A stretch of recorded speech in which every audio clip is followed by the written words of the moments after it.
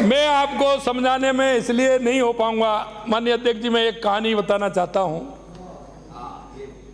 एक जंगल था, अकाल पड़ गया। अकाल पड़ा हुआ था, जंगल में भी पानी की कमी आ गई। तो वहाँ उन्होंने सभी ने कहा कि भाई पानी की कमी है, जंगल में पानी की कमी आ गई तो कैसे काम चलेगा। तो उन्होंने जंगल के राजा शेर से जाके गुहार लगाई। उसने कहा कि सबको बुलाइए, पंचायत होगी, पानी की व्यवस्था किस तरह से होगी।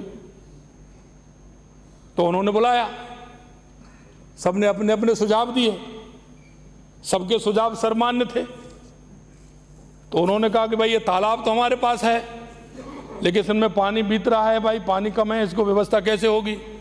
शेर ने कहा, सब के सुझाव आए, सुझाव के माध्यम से कई ऐसे थे वहाँ कि उन्होंने कहा साहब इस तालाब को हम गहरा कर देंगे।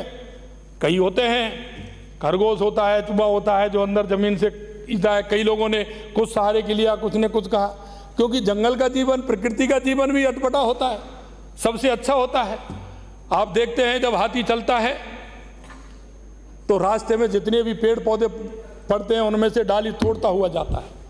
आप कहेंगे वो डाली क्यों तोड़ता है, वो खाता नहीं है। हाथी तो सूंड बड़ी होती है, कितना भी खा ले, लेकिन ये जंगल का नियम होता है कि जब हाथी चलता है तो पेड़ों को गिराते हुए छोटे मोटों को, तो छोटे जो जानवर होते हैं वो उससे भोजन अपना पाते हैं।